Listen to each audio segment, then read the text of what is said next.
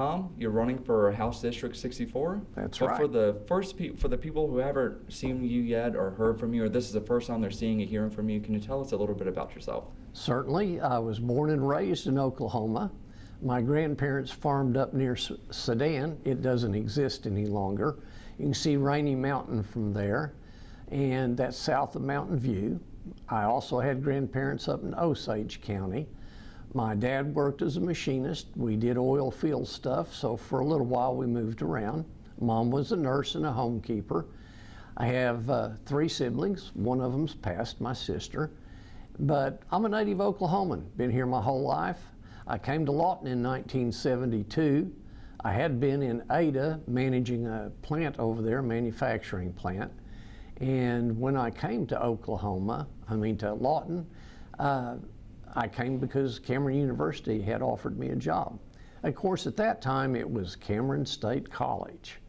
And things have changed a lot there. It's grown over the years. I spent 39 years, and I taught engineering design, computer programming, calculus, and a few other things, but primarily in the sciences and math and engineering. So why are you running for House District 64? What made you decide to run for this House seat? Well, Cindy Munson, a product of Lawton and the House Democratic leader, had been down visiting with people about running, and we had introduced her to some people. On the last day that we could file, no one had filed against my opponent, and there are some serious issues in the state I think he has failed to address. So I set my coffee mug down and got in the car, and we drove to Oklahoma City, and I filed for office with the support of the Oklahoma House Democratic Campaign Committee. And that's a wonderful team who's helping me with my campaign. You said there are issues that your opponent has failed to address for the state of Oklahoma. Are those the same issues that you think are plaguing House District 64? Oh yes, and it's real popular for politicians, which I am one now, to talk about economic development, when in fact you don't have economic development without good public education. So us being ranked 49th out of 50 was more than I could stand. I've been doing, or I was doing, at Lincoln Elementary, free tutoring after I retired from Cameron in 2010. And I thought I can help in that regard. I can help the kids with their science and math in the 4th and 5th grade. And I worked in Mrs. Poe's class. So I've been in that classroom with the kids and with the teachers. I've watched it over a period of time as the state of Oklahoma failed to step up to the plate. So yes, my opponent has regularly voted against public education. Now this year, he along with the other incumbents are going to talk about they have given the most money to public education it's ever had. That is accurate, but accurate's not always what counts. If you take a look at the budget that they approved and compare it to 25 years ago, in 1999 and 2000, we had a change up in education in Oklahoma. It was part of House Bill 1072 that had been signed by Governor Henry Bellman. So we were picking up and starting to go in the right direction.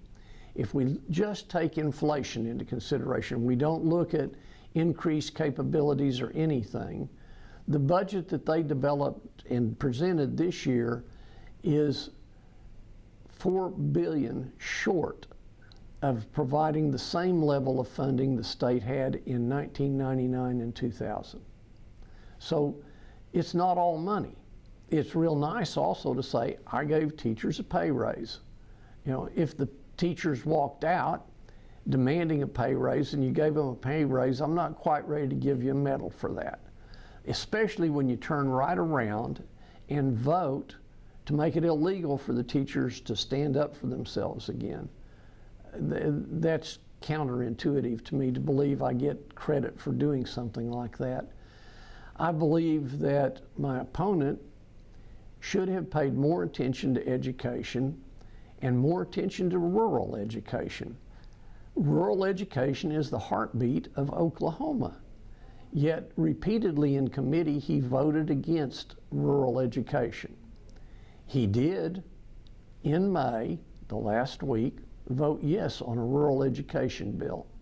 By that time, he had learned I was running against him. I wonder if that had an impact. I don't know. You mentioned money and education about, the budget and everything, but what else could be done with education to improve our educational ranking right here in Oklahoma? Well, if we look, we were ranked 17th in 2011. And 2011 was right at the end of Brad Henry's governorship.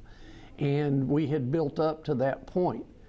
Starting in 2011, dismemberment began to happen. Governor Fallin undid something that was critical in House Bill 1072. She uncoupled the funding that we had at that time and went back to using oil money to fund education. So we started taking out the fundamental foundation blocks there. But in addition to that, I do not know why, they decided to start increasing requirements for testing in public schools. It's not required at homeschool students. It's not required in private schools, just in public schools. So over the years, we increased testing. As we increased testing, that cost went up. The best I can find out from the websites on the education department in Oklahoma, we're spending $17.5 million a year on testing. We don't need to be doing that. There's a benchmarking process that all of the people who've been through professional education know about that lets us evaluate the students, but more effectively lets us evaluate them with good assessment tools. So we don't need to be testing them. We need to let the teachers teach. That's how we're going to get things better, and stop imposing on them these unnecessary exams. The words accountability and even investigation surrounds Ryan Walters, the state superintendent of Oklahoma Public Education. Yes. Recently, a group of Republicans signed a letter asking for an investigation to take place on Walters. Are you of the same idea that an investigation needs to take place and possible maybe impeachment? Well, I'd like to point out that Democratic House Leader Cindy Munson and the Democrats over a year ago asked for that investigation. Yes, I want to see that investigation proceed. I've been out knocking on doors. I've talked to over 3,300 of our neighbors in this district. Resoundingly, they wish we could switch a switch and make Mr. Walters leave that office. I have only had 2 people defend him, and I didn't bring it up. They brought it up. One of his most recent actions that has gotten a lot of pushback and a lot of headlines is his Bible mandate. Do you think that Bible mandate is a good idea or a bad idea? It's a bad idea. I believe in the First Amendment of the United States Constitution, which says we'll separate church and state. I do not want anybody's religion, philosophy taught in our public schools. It's totally unnecessary. I do not want time taken away from our public schools to provide religious training or provide access to religious training during school days. That's up to the parents, and it's up to the churches that want to do that to teach on Sunday or whichever day of the week is their Sabbath. School security is always in the headlines because of the tragedies across the nation. One of the most recent one in Georgia. What can be done legislatively to protect our schools right here in the state? Not just schools, other venues, because we've had shooting in other areas. I'm not disagreeing with you about the importance of schools, but we're going to have to use gun sense. I'm not here to take anybody's gun away, but I want to see better education. I want to see people understand the ramifications of oversized magazines, and I want to see those taken off the market. I want to see us have good background checks. So we've got to start at the source of the problem. Mental health is an issue, but that's not the issue that shows up at the front door. I do not, and I'd like to be clear, I do not want teachers to have to wear a weapon. I do not want the children to have to see their teacher wearing a weapon in class. I don't think that increases security. More guns are not better guns in our public education system.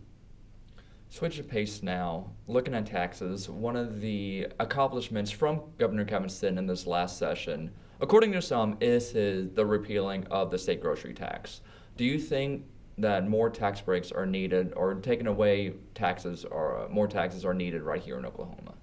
At this time, I'm not totally familiar with all the taxes we have. What we need to do is take a review of the taxes that we have, and that's going to have to be done methodically. I'm going to use wrecker services as an example, because one of the people I visited with while I was knocking doors is in the wrecker business, and he shared a lot with me. He used to report to one state agency. Now he reports to 3 state agencies. He pays a tax annually for automation, and the automation, according to him, has not occurred. He pays another tax in the form of a fee to another agency that's supposed to come out and review his equipment and his operator and all of that. That's not being consistently applied across that service. I'm just using that because I recently learned about it, but I think when we talk about overregulation and overtaxing, we need to take a look at simplification. If we clean up the process, then and we identify where the money is going. If we're collecting a revenue for automation and automation is not occurring, we need to hold the people accountable who are not proceeding with that. What do you think can be done to attract more businesses to the Sooner State? Right now, well, let me back up several years ago. I started out working for Aero Commanders, an engineering designer, designing aircraft components, and then I went to work for North American Aviation. Later on, I worked for Texas Instruments, and like I said, I was over a manufacturing plant in Ada. Any one of those companies, when they set out to look for new sites, number 1 on their list was public education. So the first thing we have to fix is public education. Then we can look at economic development. I'm more prone to want to help people that are already here, that have established something and they want to expand. I think the Warner Brothers and their seed company are a wonderful example of locally developed businesses that we could possibly help, and that would grow the economy. We've made the mistake in the past of thinking recruiting somebody from out of the area is the panacea in economic development. I'm more prone nowadays to want us to look at how to grow our own economic system. Rural health care is always on people's minds, especially when they go to the ballot boxes around here. What can be done more about the legislature, in your view, in improving rural health care and health care around House District 64? One of the jobs I had at Cameron University for a couple of years is I was director of the Southwest Area Health Education Center. And in that role, we doubled the number of nurses that we were producing at Cameron in our partnership with OU and Western Oklahoma State College. We also had residency programs that we worked with. At that time, Comanche County Memorial Hospital was operating in Frederick, Oklahoma also. We put together a group that consisted of people from Southwestern Hospital, Comanche County Hospital, and the Altus Hospital to address the needs. I'm not sure what happened after I retired outside of budget cuts, but that was dissolved. We need to go back to providing that kind of care. Currently, it's under the OU Health Sciences system. But there's one other thing that I learned in that job. We have women in rural health areas that might discover a lump, and they'll dismiss it or put it off because they have to drive 3.5 hours to get it screened.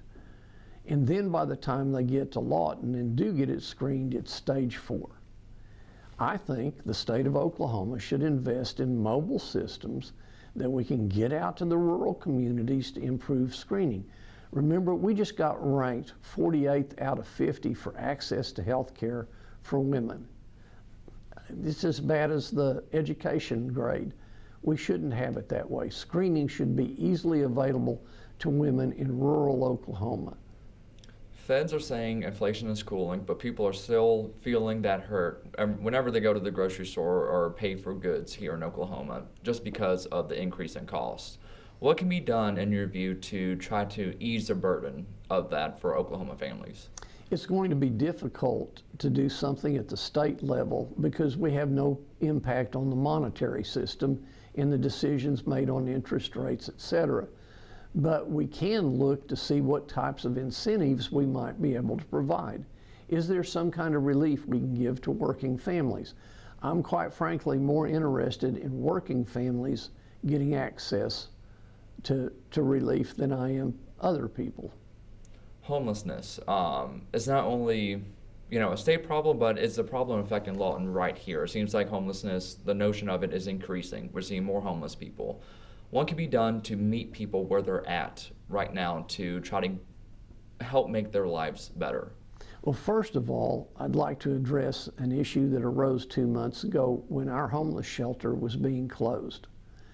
We were going to be without any ability to help people. One of our local heroes, Brenda Ragland, stepped in, got people energized, and has got that shelter refitted, restocked, resupplied, and operational. So she pulled us back from the brink of a disaster in that area. It's a complicated issue, and I think some local task force need to be formed. We know that there are 3 elements to homelessness. One is not as heinous as people would want or believe it is. Folks are on a hard time. They're trying to figure things out. We need to help them. In the other case, it's more difficult because now we're talking about mental health issues and substance abuse. So instead of seeing it as the homeless issue, I would break it down into economic issues, mental health issues, and substance abuse. And we're beginning to discuss that as a society and see it as a triad set of issues instead of a single issue. The idea of negative partisanship is the notion of people hating another person just because of their political party and unable to have a conversation. Do you think that is affecting Oklahoma politics in a negative way? Yes, it is nationally, but I want to give you some good news. Like I said, I've talked to over 3,300 people. Nobody has been rude to me. Some people have said, I disagree with you. And in that knocking on doors, I've talked to independents, I've talked to Republicans, I've talked to Democrats, I've talked to libertarians. Nobody has been ugly to me. In fact, we've had some really good discussions and I've learned a lot. The cap I wear was given to me by my aunt's uncle, Jimmy Cosby. Jimmy's we've lost him, was a lifelong Republican. He gave me that cap and said, I want you to be proud to be a veteran. And when you're out doing stuff in your community, I'd like for you to wear that cap. So that's my official cap. That's what I wear out there. That's what's really going on. I'm concerned that we all spend too much time listening to people who are telling us how divided we are. When in fact, if a storm blows through this town, you watch. People with chainsaws will get out, people with generators will get out, and they'll help each other because we're neighbors and we understand that. And that's been resonating with me, with the people I visited with. During the hot part of the year, I got offered nice cool water while I was knocking on doors. I've sat down and had soup on the porch at dinner time with a family that wanted to visit with me for a little longer. So I think we're doing better than we think we are. At the level of people who want to misspeak, yeah, there are people out there. There are people doing hateful things. But we're going to have to stand together and stop this by behaving better with each other. And people have been behaving great with me. Tom, is there anything else you'd love to tell the voters before heading to the polls? Well, there's 2 things. My opponent, in fact, all the incumbents here voted to give the governor more money for litigation against the tribal nations. I believe that needs to stop. Whatever Governor Stitt's personal feelings are, he needs to be respectful of the sovereignty of the tribal nations. I am, and I will be. I'll speak against his campaign. I will not vote for it. I don't know why the incumbents voted to give him the money to do that. That needs to stop. Along those lines, back in 2021, a bill was signed into law called Ida's Law, and it deals with the murdered and missing indigenous people. Then Representative Colin Walke from Oklahoma City played an important role in helping get that legislation done. It allowed some federal money to come in so that we could have better cooperation between our agencies, law enforcement agencies. But recently, that seems to have not been enough. We need to spend some time looking at that and funding whatever's necessary to address this issue. Oklahoma has a proud heritage, and a lot of people here make their living working for tribal nations. We need to support them, and I want to respect their sovereignty. The other thing is back to education. I am opposed to the voucher system that's giving hundreds of millions of dollars of public money to private schools in Oklahoma City and Tulsa. It does us no good. It does not help our students, and it takes funding away. We don't have to raise taxes if we get the money where it belongs. So I'm opposed to the incumbents who voted for that. All right, Tom. Thank you. I Thank appreciate you. you coming out and speaking with me. Appreciate the time today. Thank you.